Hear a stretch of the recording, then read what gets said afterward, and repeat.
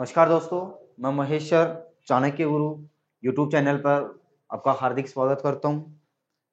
हम एक टॉपिक ले रहे थे, रीत से रिलेटेड था, इलेक्ट्रिक करंट वाला। उस टॉपिक को कंटिन्यू करते हैं। टॉपिक था अपना इलेक्ट्रिक करंट। इस इलेक्ट्रिक करंट में अपन बात करेंगे, विद्युत धारा के बारे में बात कर ली थी अपन ने। विद्युत धारा के कुछ प्रभाव भी देखेंगे अपन यहाँ पे, जैसे विद्युत धारा का ऊष्मीय प्रभाव है, विद्युत धारा का रासायनिक प्रभाव है, इनके बारे में अपन बात करेंगे। तो सबसे पहले मैं बात करता हूं, अपन ने लास्ट क्लास में पढ़ा था प्रतिरोधों का संयोजन, और प्रतिरोधों के संयोजन में लास्ट क्लास में अपन ने पढ़ा था समांतर क्रम संयोजन। आज की क्लास में अपन बात करते हैं विद्युत शक्ति के बारे में। अपना टॉपिक है विद्युत शक्ति, इलेक्ट्रिक पावर। अपन बात करें विद्युत शक्ति होती क्या है, तो कार्य करने की जो दर होती है कि कार्य कितनी देर कर सकते हैं, तो कार्य करने की जो दर होती है उसको अपन कहते हैं विद्युत शक्ति। तो लिख सकते हैं यहाँ पे कार्य करने की दर, कार्य करने की दर P होती है। शक्ति को किससे प्रदर्शित करता है? P से। तो कार्य करने की जो दर निकलती है वो किसके बराबर होती है? शक्ति के बराबर। तो यहां से हम बात करें तो P बराबर क्या होता है? W/T। तो P बराबर क्या हो गया? कार्य बटे वे समय। तो कार्य करने की जो दर निकलेगी वो किसके बराबर? शक्ति के बराबर। बात करें, शक्ति एक अदिश राशि है, इसमें डायरेक्शन नहीं होती, और जिसमें डायरेक्शन नहीं होती कैसी राशि होती है? सॉरी, अदिश राशि है। आगे अपन ले इसका मात्रक, तो मात्रक लें तो अपने पास में कार्य का मात्रक होता है जूल, और समय का मात्रक होता है सेकंड। तो पहला मात्रक कौन सा हो गया? जूल पर सेकंड। और इस जूल पर सेकंड को ही अपन कहते हैं वाट। तो ये जूल पर सेकंड किसके बराबर होता है? वाट के बराबर।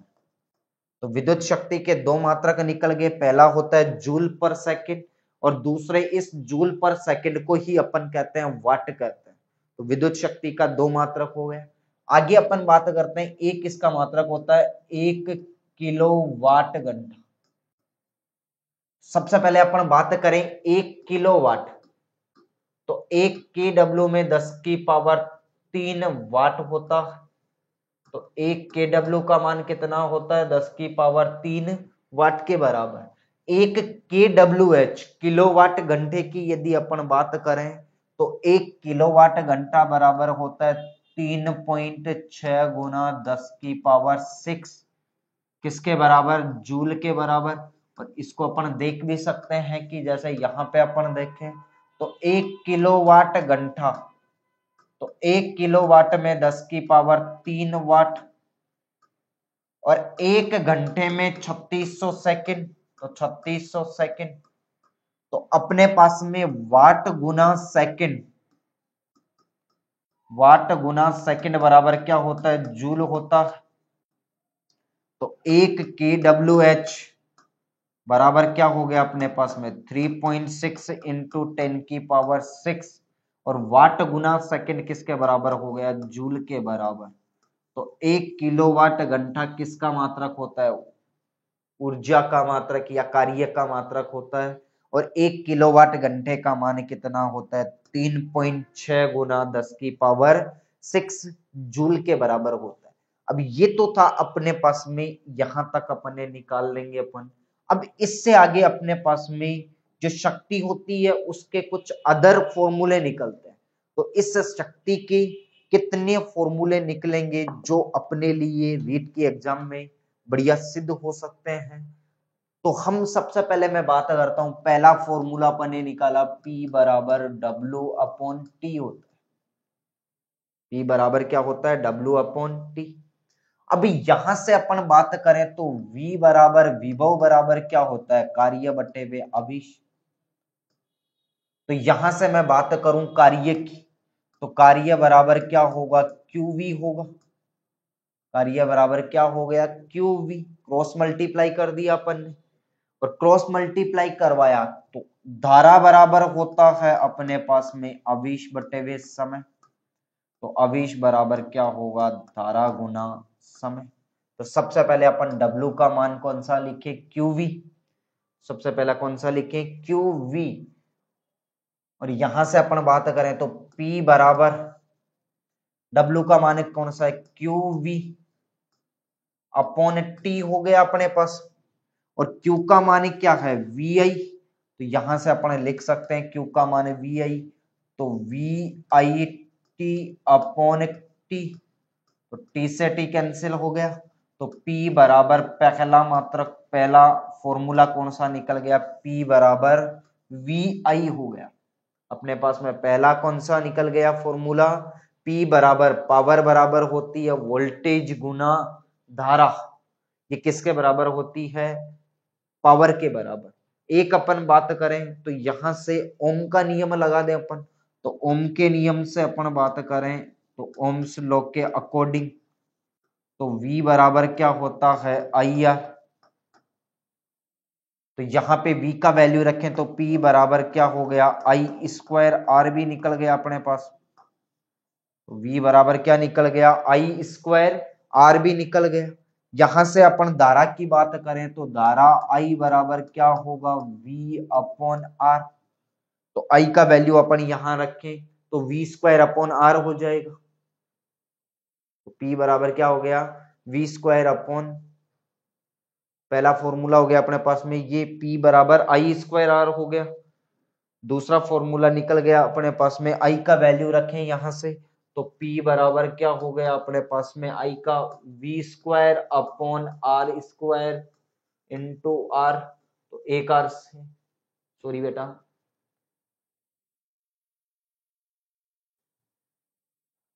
तो अपने पास में पहला फॉर्मूला तो निकल गया P बराबर W अपॉन T, दूसरा हो गया V बराबर IR। P बराबर कौन सा हो गया, P बराबर VI, और तीसरा निकल गया P बराबर I स्क्वायर R निकल गया। अब अपन नेक्स्ट फॉर्मूले की बात करते हैं, तो नेक्स्ट फॉर्मूला अपन यहां से नेक्स्ट फॉर्मूला निकाले तो अपने पास में धारा बराबर क्या होगा, V अपॉन R होगा। धारा बराबर विभवांतर बटे वे प्रतिरोध होगा। तो यहां से अपन इसका स्क्वायर करेंगे तो R से R कैंसिल हो जाएगा, तो V स्क्वायर अपॉन R वाला फॉर्मूला निकल गया। तो यहां से मैं बात करूं I का, तो I बराबर क्या होगा, V अपॉन R। I का वैल्यू रखें यहाँ पे तो P बराबर क्या हो जाएगा, V square upon R square into R। तो एक R से एक R कैंसिल हो गया, तो P बराबर कौन सा निकल गया, V स्क्वायर अपॉन R। अब अपने पास में विद्युत शक्ति के कितने फॉर्मूले निकल गए। पहला फॉर्मूला P बराबर W अपॉन T बराबर, दूसरा कौन सा P बराबर VI, तीसरा कौन सा P बराबर I स्क्वायर R, और चौथा कौन सा V स्क्वायर अपॉन R। तो विद्युत शक्ति के अपने पास में कितने फॉर्मूले निकल गए, 4 फॉर्मूले निकल गए। और ये चारों फॉर्मूले अपने लिए बहुत इंपॉर्टेंट है, क्योंकि यहां से अपने को क्वेश्चन पूछा जाता है, यहां से अपने को क्वेश्चन पूछने की संभावना होगी। अगर विद्युत शक्ति से रिलेटेड कोई भी क्वेश्चन पूछता है तो हम इन 4 फॉर्मूलों की सहायता से शक्ति से रिलेटेड जो भी क्वेश्चन होगा उस क्वेश्चन को अपन कर सकते हैं। आगे अपन बात करते हैं कि एक अपने पास में होता है कि यूनिट की संख्या कैसे निकालते हैं। तो यूनिटों की संख्या निकालें अपन, तो यूनिटों की संख्या बराबर क्या होगा, तो यूनिटों की संख्या n से प्रदर्शित कर दे, बराबर होगा P पावर, और पावर किस में, वाट में, गुना h का मतलब क्या हो गया, समय, और समय किस में, घंटे में, गुना d का मतलब क्या हो गया, दिन, और इसको अपन किससे डिवाइड करवा दें, 1000 से डिवाइड करवा दें तो वो अपने पास में किसकी संख्या आ जाएगी, यूनिटों की संख्या आ जाएगी। तो अपने पास में यूनिटों की संख्या निकालने के लिए अपन किसको काम में लेंगे, PhD अपॉन 1000 वाले फॉर्मूले को काम में लेंगे, जिसमें पावर होगा वो किस में होगा, वाट में होगा, समय होगा वो किस में होगा, घंटे में होगा, और दिन होंगे, और इनको गुना करके 1000 से क्या कर देंगे, भाग दे देंगे। तो अपने पास में किसकी संख्या आ जाएगी, यूनिटों की संख्या। आगे अपन बात करते हैं कि जैसे इस विद्युत शक्ति में एक क्वेश्चन बनता है कि जैसे मेरे पास में 3 बल्ब, ये एक पहला बल्ब है जिसपे लिखा हुआ है 25 वाट 220 वोल्टेज। दूसरा बल्ब है जिसपे लिखा हुआ है 100 वाट 220 वोल्टेज 220 वोल्ट। तीसरा बल्ब है जिसपे लिखा हुआ है वोल्टेज का मान है 1000 वाट और इसके वोल्टेज का मान कितना 220 वोल्ट। ये अपने पास में 3 बल्ब। तो इन 3 बल्बों की यदि अपन बात करें तो अपने को यहां से 2 क्वेश्चन पूछता है। तो अपने को यहां से कितने 2 क्वेश्चन पूछता है। पहला मेरा क्वेश्चन है कि निम्न में से कौन सा बल्ब अधिक चमकेगा। तो पहला क्वेश्चन है कि तीनों बल्बों में से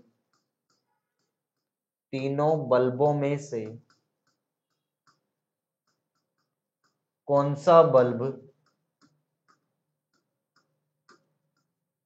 अधिक चमकता है।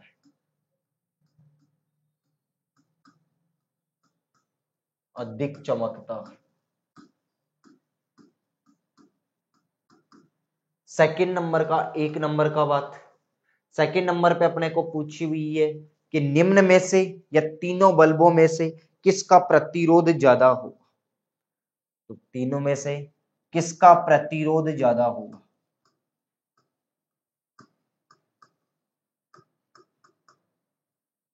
प्रतिरोध ज्यादा होगा। तो अपन बात करें तो बल्ब का चमकना किस पे डिपेंड करता है, पावर पे डिपेंड करता है। और पावर पे भी कैसे, जिस बल्ब का पावर 1000 वाट है या जिसका पावर ज्यादा है, जिस बल्ब का पावर क्या है ज्यादा है, वो बल्ब अधिक चमकेगा। और जिसका पावर सबसे कम है वो बल्ब क्या होगा, सबसे कम चमकता है। तो अपने पास में चमकने का क्रम अपने देख दिया कि जिसका पावर ज्यादा होगा वो बल्ब क्या होगा, अधिक चमकता है। और जिसके पावर का मान कम होगा वो बल्ब क्या होगा, सबसे कम चमकता है। एक अपन बात करें प्रतिरोध किसका ज्यादा होगा। तो बेटा अपने को ध्यान रखना है कि जिस बल्ब के पावर का मान कम है, जिस बल्ब के पावर का मान कम होता है वो बल्ब क्या होता है, उसमें प्रतिरोध क्या होता है, ज्यादा होता है। तो इसको अपन लिख सकते हैं कि रेजिस्टेंस का वैल्यू सबसे ज्यादा किसमें, 25 वाट वाले में, फिर किसमें 1000 वाट वाले, 100 वाट वाले में, और फिर किसमें सबसे कम प्रतिरोध किसमें होगा, 1000 वाट वाले में। और सबसे ज्यादा प्रतिरोध किसमें होगा, 25 वाट वाले में। तो सबसे ज्यादा प्रतिरोध किसमें, 25 वाट वाले में, और सबसे कम प्रतिरोध किसमें, 1000 वाट वाले। या फिर अपन फॉर्मूले से भी निकाल सकते हैं कि P बराबर क्या होता है, अभी अपन ने निकाला V² अपॉन R।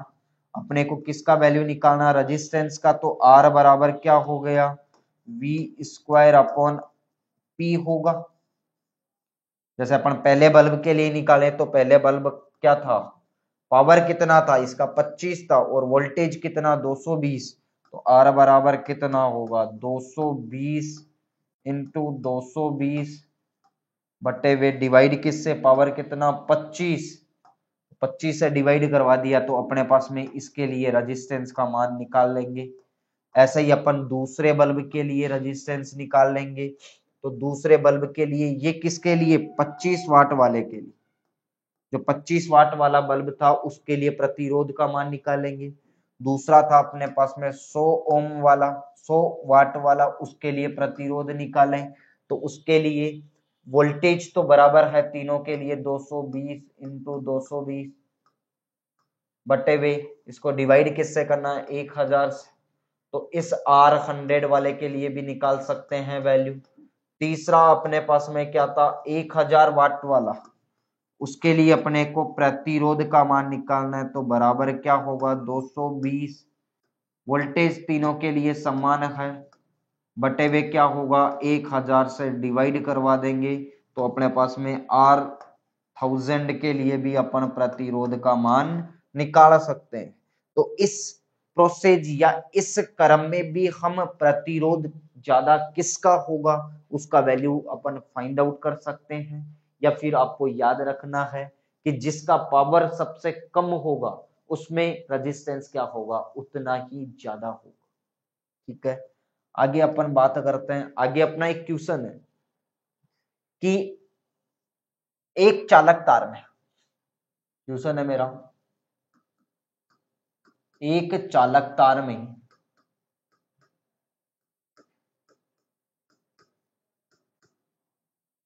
वोल्टेज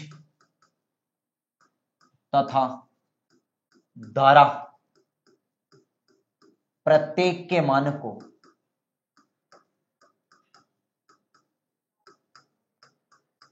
दो गुना कर दिया जाता है, दो गुना कर दिया जाता है, तो विद्युत शक्ति का मान होगा, विद्युत शक्ति का मान होगा। अपने को इलेक्ट्रिक पावर का वैल्यू निकालना, यहां से अपन बात करें तो ऑप्शन है अपने पास में, पहला ऑप्शन हो जाएगा 2 गुना, दूसरा ऑप्शन है 4 गुना, 2 गुना, दूसरा ऑप्शन है 4 गुना, तीसरा ऑप्शन है 3 गुना, और चौथा डी नंबर का ऑप्शन है अपने पास में आधा गुना, हाफ हो जाएगा। तो अपने पास में इस क्वेश्चन को अपन कर सकते हैं। तो क्वेश्चन को करें तो अपन कैसे करेंगे, तो यहां से अपने को पता है कि भाई सबसे पहले अपने को किसका वैल्यू, इन्हें दोनों का वैल्यू, फॉर्मूला क्या होता है, P बराबर होता है VI। अब वोल्टेज को भी 2 गुना किया और धारा को भी कितना किया, 2 गुना किया, तो यहां से मैं लिख सकता हूं P बराबर कितने गुना हो जाएगा, 4 गुना हो जाएगा। तो पावर का मान या विद्युत शक्ति का मान कितने गुना हो जाएगा, 4 गुना हो जाएगा। और आगे अपन टॉपिक लेते हैं। आगे अपना टॉपिक है विद्युत धारा का ऊष्मीय प्रवाह। आगे अपना टॉपिक है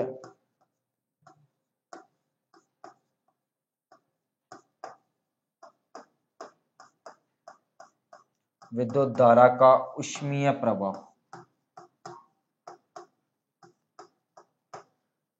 बेटा इस विद्युत धारा के ऊष्मीय प्रभाव को हम जूल का तापन नियम भी कहते हैं, जूल का तापन नियम भी कहते हैं, क्योंकि सबसे पहले जूल नामक वैज्ञानिक ने विद्युत धारा के ऊष्मीय प्रभाव की व्याख्या की थी। अब ये नियम क्या कहता है कि कोई भी चालक तार, कि जैसे अपने पास में ये एक चालक तार, इस चालक तार में आई धारा बह रही, चालक तार में कौन सी धारा, आई धारा बह रही, तो इस चालक तार में ये आई धारा टी समय के लिए बहती है। तो इस चालक तार में कैपिटल R ओम का प्रतिरोध उत्पन्न होगा। तो इस चालक तार में आई धारा टी समय के लिए बहती है, तो इस चालक तार में ऊष्मा उत्पन्न होगी, और वो ऊष्मा क्या होती है, H बराबर I स्क्वायर RT। और इसको ही अपन क्या कहते हैं, विद्युत धारा का ऊष्मीय प्रभाव। और विद्युत धारा के ऊष्मीय प्रभाव को यदि अपन डिफाइन करना चाहें तो किसी चालक तार के या किसी चालक तार में धारा प्रवाहित करने पर उस चालक तार के सिरों पर या उस चालक तार में ऊष्मा उत्पन्न होती है। कोई भी चालक तार है उसमें अपन करंट का प्रवाह करेंगे तो उसके चारों ओर क्या उत्पन्न होगी, ऊष्मा, और जिसे हम विद्युत धारा का कौन सा प्रभाव कहते हैं, ऊष्मीय प्रभाव कहते हैं। विद्युत धारा का कौन सा प्रभाव कहते हैं, ऊष्मीय प्रभाव कहते हैं। यहाँ पे आई की बात करें तो आई क्या है, प्रवाहित धारा। आई क्या है, प्रवाहित धारा। कैपिटल आर का मतलब होता है प्रतिरोध, और टी का मतलब होता है समय, कितने समय के लिए बह रही है। और H का मतलब होता है ऊष्मा। यदि हमें यहां से धारा का मान ज्ञात करना कि इस परिपथ में कितनी धारा बहेगी, तो I बराबर क्या होगा अपने पास में root H upon R T होगा, H अपॉन आर टी। तो इससे अपन किसका मान निकाल सकते हैं कि परिपथ में कितनी धारा बह रही है, उस बहने वाली धारा का मान हम इस फॉर्मूले से निकाल सकते हैं। जैसे हम एग्जाम्पल की बात करें तो एग्जाम्पल है मेरा कि यदि किसी चालक तार में, यदि किसी चालक तार में, यदि किसी चालक तार में 25 जूल की ऊष्मा, ऊष्मा का एसआई पद्धति में मात्रक जूल होता है, 25 जूल की ऊष्मा प्रति सेकंड उत्पन्न करने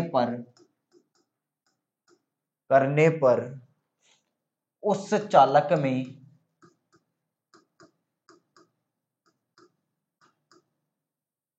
1 ओम का प्रतिरोध उत्पन्न होता है, तो चालक तार में बहने वाली धारा, तो धारा का मान अपने को निकालना है। तो धारा का मान अपन निकालें तो अपने पास में फॉर्मूला है कि H बराबर क्या होता है आई स्क्वायर आर टी। तो यहां से I बराबर क्या होगा root H upon R T. H का वैल्यू कितना है अपने पास में 25 जूल, तो 25 बटे 1 इंटू 1, तो कितने एम्पियर की, 5 एम्पियर की धारा बह रही है। तो चालक तार में कितने एम्पियर की, 5 एम्पियर की धारा बह रही है। आगे अपन बात करें कि विद्युत धारा के ऊष्मीय प्रभाव पर आधारित कौन कौन से विद्युत उपकरण है। तो ऊष्मीय प्रभाव पर आधारित विद्युत उपकरण, ऊष्मीय प्रभाव पर आधारित विद्युत उपकरण,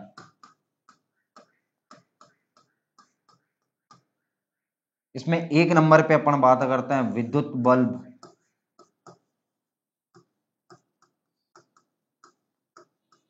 सबसे पहले अपन बात करें तो इसका आविष्कार किसने किया था, तो इसका आविष्कार किया था थॉमस एडिशन अल्वा नामक वैज्ञानिक।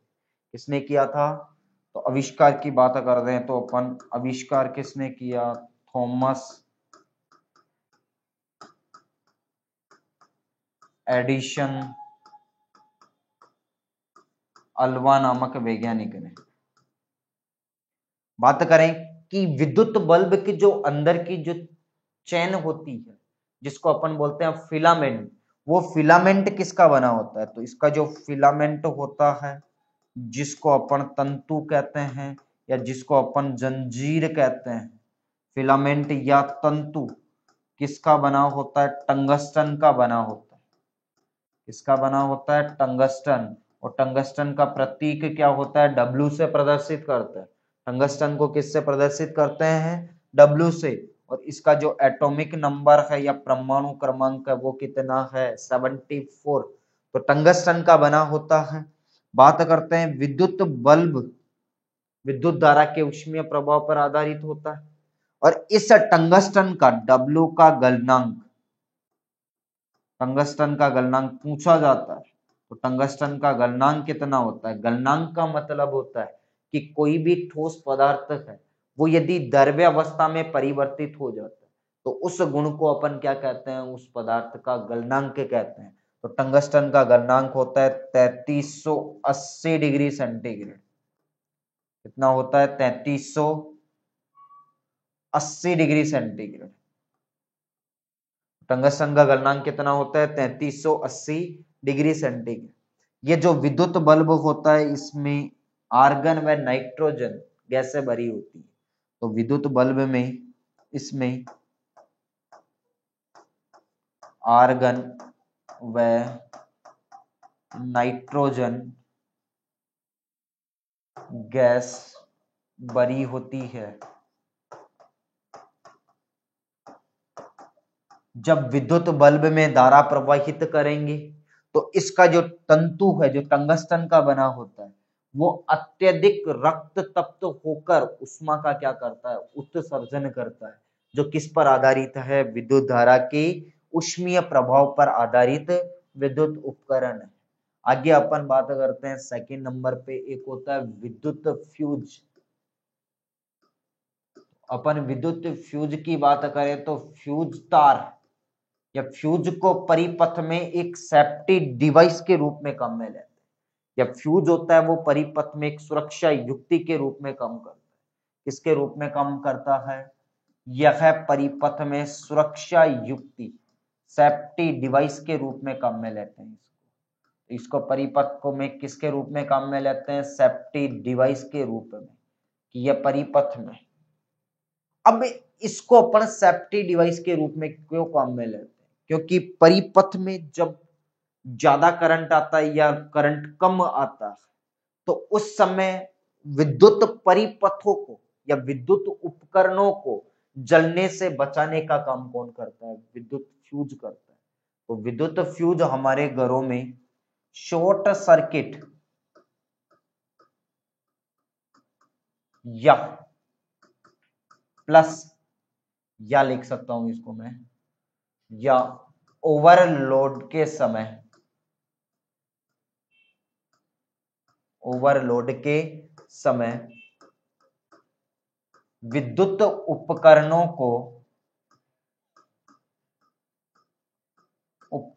को जलने से बचाने का कार्य करता है। जलने से बचाने का कार्य करता है। इस कारण इसको परिपथ में सेफ्टी डिवाइस के रूप में काम में लेते हैं। इस कारण इसको परिपथ में सेफ्टी डिवाइस के रूप में काम में लेते हैं। अब ये जो विद्युत फ्यूज होता है इसको परिपथ में श्रेणी क्रम में जोड़ा जाता है। कौन से क्रम में? श्रेणी क्रम में, सीरीज कनेक्शन में जोड़ा जाता है। कौन से क्रम में जोड़ते हैं? श्रेणी क्रम संयोजन में। बात करते हैं विद्युत फ्यूज टिन व शीशे का बना होता है। किसका बना होता है? टिन व शीशे का बना होता है। तो फ्यूज किसका बना होता है? मिश्र धातु टिन व शीशे का। किसका? टिन प्लस में किसका? शीशे का। और टिन कितना प्रतिशत? 63% टिन होता है। 63% प्लस में 37% क्या होता है? शीशा होता है। अब बात करते हैं ये जो, जैसे ही हमारे घरों में शॉर्ट सर्किट होता है या ओवरलोड होता है करंट का, तो उस समय ये विद्युत फ्यूज क्या होता है? जल जाता है, ये पिघल जाता है। तो इसका जो गलनांक होता है विद्युत फ्यूज का, तो इसका जो गलनांक होता है, गलनांक तो क्या होता है? कम होता है। तो गलनांक क्या होगा? कम होगा, जबकि इसका प्रतिरोध क्या होता है? अधिक होता है। तो गलनांक कम होता है और प्रतिरोध क्या होता है? अधिक होता है। प्रतिरोध क्या होता है? अधिक होता है। तो ये था अपने पास में दूसरा विद्युत उपकरण या विद्युत धारा के ऊष्मीय प्रभाव पर आधारित विद्युत उपकरण, इसका नाम था विद्युत फ्यूज। आगे अपन थर्ड नंबर पे बात करते हैं विद्युत हीटर। विद्युत हीटर,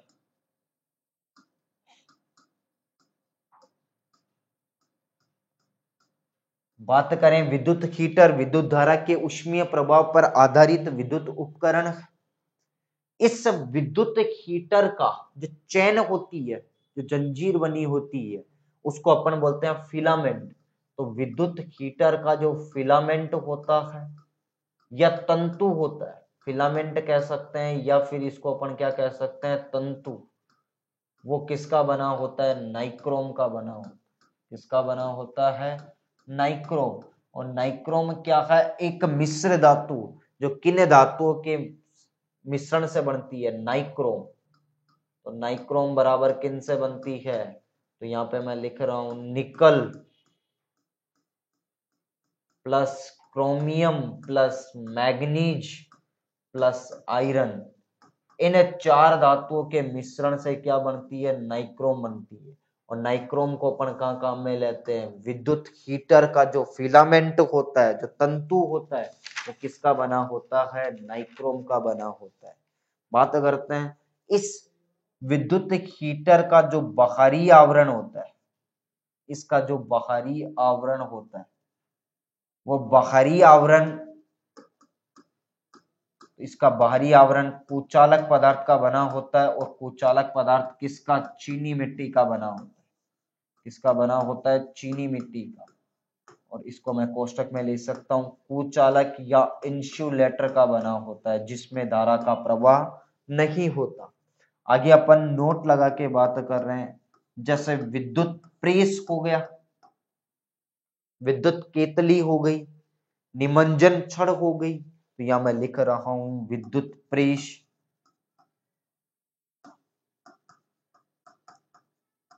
विद्युत केतली,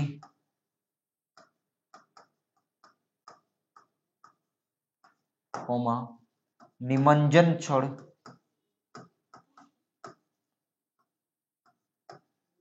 जिसको गर्म पानी की रोड कहते हैं, आदि विद्युत धारा के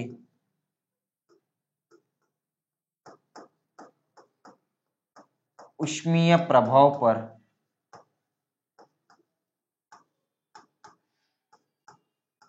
आधारित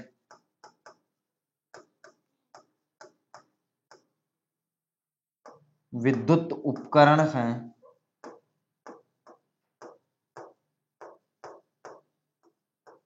जिनका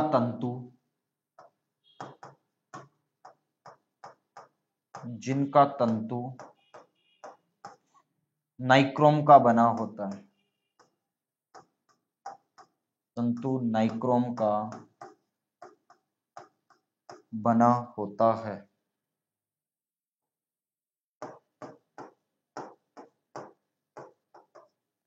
तो ये विद्युत प्रेस हो गया, विद्युत केतली हो गई, निमंजन छड़ हो गया, आदि विद्युत धारा के ऊष्मीय प्रभाव पर आधारित विद्युत उपकरण हैं, जिनका तंतु किसका बना होता है, नाइक्रोम का बना होता है। आगे अपन बात करते हैं, एक होता है विद्युत धारा का रासायनिक प्रभाव।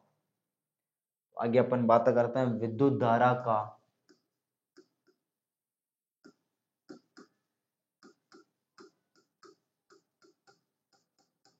रासायनिक प्रभाव।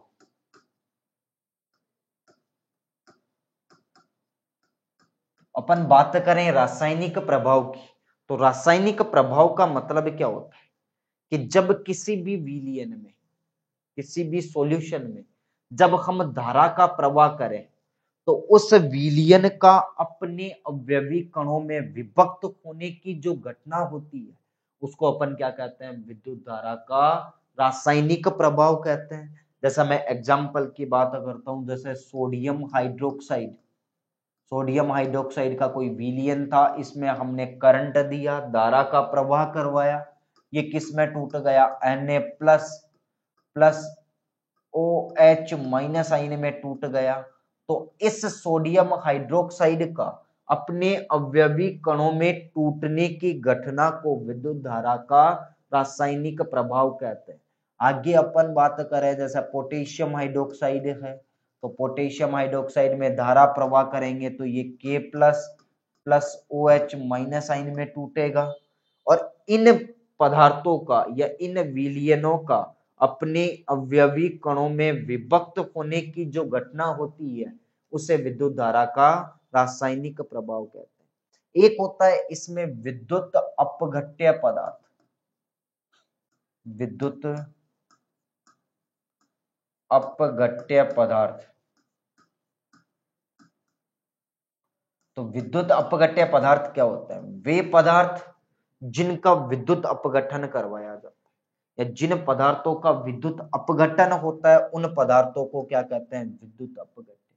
तो जिन पदार्थों का क्या करवाते हैं, विद्युत अपघटन करवाते हैं, अपघटन करवाते हैं, वे पदार्थ क्या कहलाते हैं, विद्युत अपघट्य कहलाते हैं।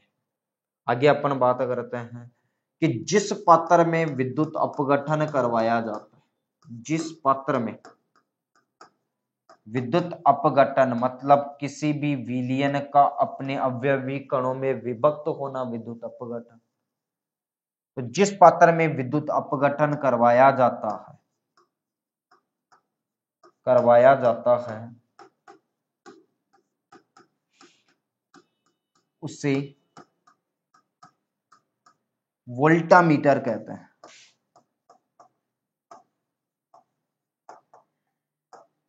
वोल्टमीटर से विद्युत विभव का मापन करते हैं और वोल्टामीटर में किसका, विद्युत अपघट्य पदार्थ का मापन, या जिस पात्र में विद्युत अपघटन होता है उस पात्र को अपन क्या कहते हैं, वोल्टामीटर कहते हैं।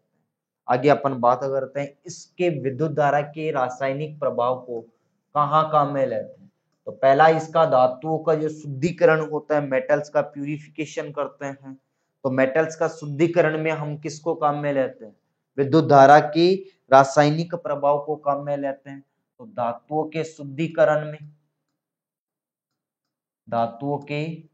शुद्धिकरण में और सेकंड नंबर पे अपन कहाँ काम में लेते हैं, एक धातु के ऊपर दूसरी धातु की परत चढ़ाने के लिए, कोई भी एक मेटल है उस पर दूसरी धातु की यदि हमें लेयर चढ़ानी है तो लेयर चढ़ाने के लिए हम किसको काम में लेते हैं, विद्युत धारा के रासायनिक प्रभाव को। तो लिख सकते हैं एक धातु के ऊपर दूसरी धातु की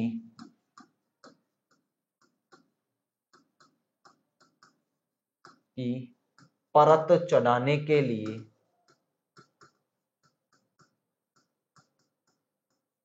विद्युत धारा के रासायनिक प्रभाव को काम में लिया जाता है। Okay, thank you.